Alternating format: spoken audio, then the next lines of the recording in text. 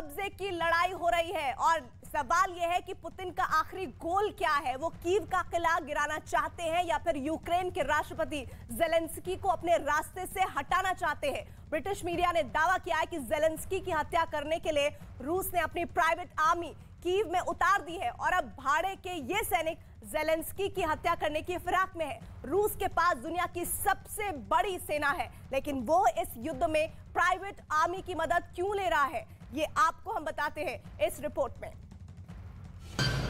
रूस की सेना ने कीव को घेरा।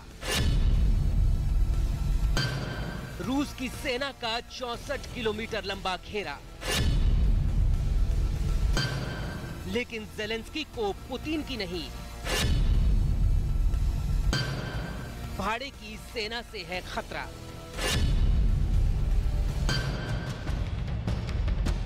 रूस की सेना इंच इंच करके यूक्रेन की राजधानी कीव की तरफ बढ़ रही है। कीव रूस की जकड़ में ऐसे ही आ चुका है जैसे किसी बड़े अजगर की जकड़ में कोई जानवर आता है।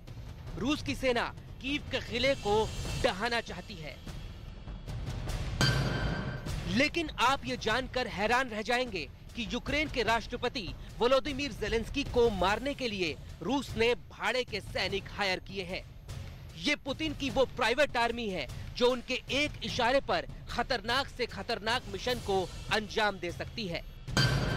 ये भाड़े के सैनिक रूस की जिस कंपनी के लिए काम करते हैं उसका नाम है वैगनर ग्रुप। ब्रिटिश मीडिया ने दावा किया है कि वैगनर ग्रुप के मर्सनरीज यानी ऐसे सैनिक जो पैसे लेकर किसी के लिए भी युद्ध लड़ सकते हैं, वो इस समय कीव में मौजूद हैं और उनके निशाने पर है जेलेंस्की।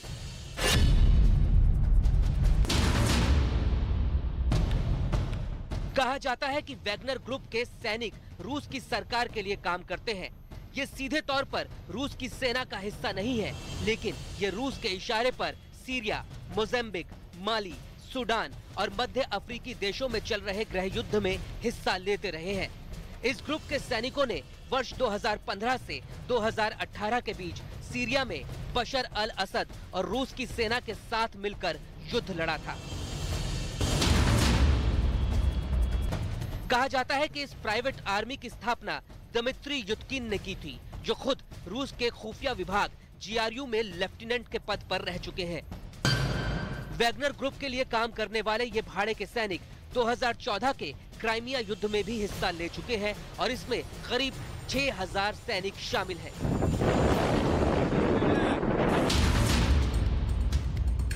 भाड़े के सैनिक वो पूर्व सैनिक होते हैं जो कभी न कभी किसी न किसी देश की सेना का हिस्सा रहे होते हैं। ये ऐसे ट्रेंड कमांडोज होते हैं जो स्पेशल ऑपरेशंस को अंजाम देते हैं। अपने देश की सेना को छोड़ने के बाद या फिर वहां से रिटायर्ड हो जाने के बाद ये लोग मर्सनरीज के तौर पर काम करना शुरू करते हैं और जो भी इन्हें ज्यादा पैसे देता है ये उसके लिए लड़ाई शुरू कर देते हैं।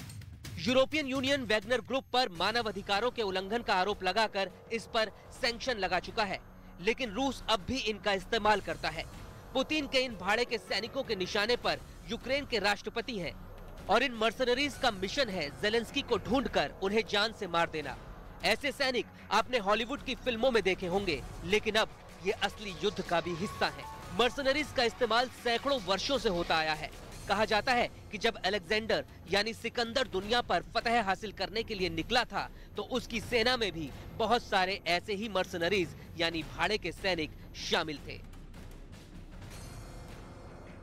और इस बीच यूक्रेन की सेना का दावा है कि रूस को भारी नुकसान पहुंचाया गया है। यूक्रेन की सेना का दावा है कि रूस के 5840 सैनिक मारे गए हैं। रूस के जरिए तमाम दावे किए जा रहे हैं। इधर यूक्रेन रूस के 211 टैंक तबाह करने का भी दावा कर रहा है। यूक्रेन की तरफ से रूस की 862 बख्तरबंद गाड़ियां तबाह करने का भी दावा हुआ है और इसके अलावा यूक्रेन की तरफ से रूस की 85 आर्टिलरी सिस्टम तबाह करने का दावा हुआ है। और यही नहीं, यूक्रेन ने 40 एंटी एयरक्राफ्ट मिसाइल सिस्टम भी नष्ट करने का दावा किया है। यूक्रेन ने 30 फाइटर जेट, 31 हेलीकॉप्टर को हवा में तबाह करने का दावा किया है। इधर युद्ध में इस्तेमाल होने वाली 355 कॉम्बैट गाड़ियां भी यूक्रेन ने तबाह करने का दावा कर दिया है। इधर 2 लाइट स्पीड बोट्स और 3 UAV भी यूक्रेन ने तबाह करने का दावा किया है। तो लगातार दावे दोनों तरफ से हो रहे हैं, लेकिन यूक्रेन अपने आप को मजबूत दिखाने के लिए इन दावों को आगे बढ़ा रहा है। सवाल यह है कि क्या यूक्रेन पर कब्जे के साथ ही पुतिन की युद्ध की भूख शांत हो जाएगी या फिर वो इससे आगे भी कुछ चाहते हैं। इस युद्ध में रूस के सहयोगी बेलारूस से एक और बड़ी खबर आ रही है, एक तस्वीर आ रही है जिसे देखकर लगता है कि पुतिन ने यूरोप को तोड़ने की लंबी योजना बनाई हुई है और उनके निशाने पर पूर्वी यूरोप के कई देश मौजूद हैं। तो तस्वीरें आपको हम दिखाएं, लेकिन उससे पहले ये बड़ी खबर, बार बार ये कहा जा रहा है कि क्या रूस विस्तारवादी नीति के बाद अगर यूक्रेन पर कब्जा कर लेता है तो वो शांत हो जाएगा या फिर उसकी रणनीति कुछ और है। जानने के लिए देखिए रिपोर्ट। रूस यूक्रेन युद्ध के 7 दिन बीत चुके हैं।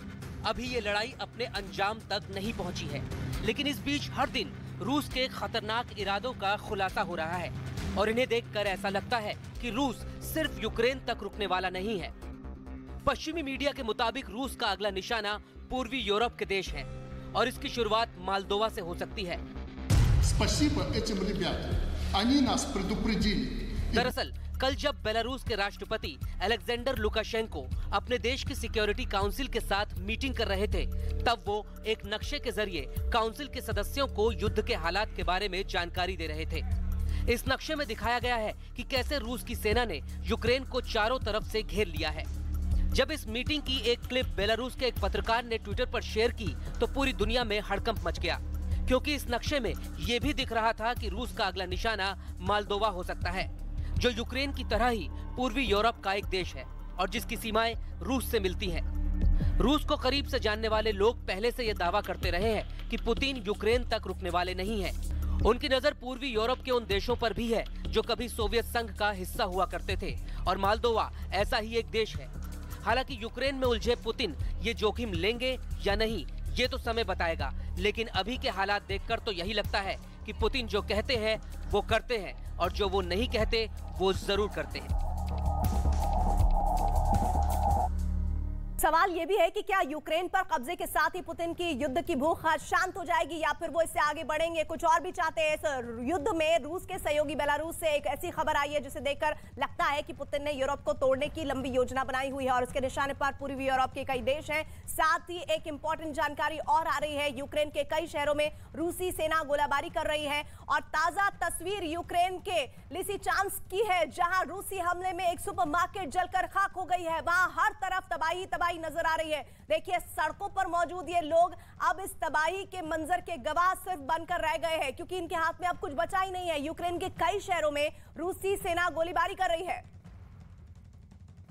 और यूक्रेन की सेना के साथ साथ यूक्रेन के नागरिक भी रूसी सेना का हिस्सा बन गए हैं, यानी कि वो भी लड़ाई में उतर आए हैं। रूस की सेना को रोकने की नई तस्वीर सामने आई है। ड्रोन के जरिए ली गई इन तस्वीरों में जापोरिज़्या में यूक्रेनी नागरिक रूसी काफिले को रोक रहे हैं। लुहांस्क यूक्रेन की ये तस्वीरें, जहां पर देखिए किस तरह से रूसी सैनिकों को रोकने की कोशिश सिविलियंस यूक्रेन के कर रहे हैं, क्योंकि अब उनके पास कोई ऑप्शन नहीं रहा है। लेकिन रूसी सैनिक सिविलियंस को टारगेट नहीं कर रहे हैं और वहां लगातार एक बड़ा ऑपरेशन चल रहा है इन यूक्रेन के नागरिकों के जरिए कि आगे रूसी सैनिकों को न बढ़ने दिया जाए।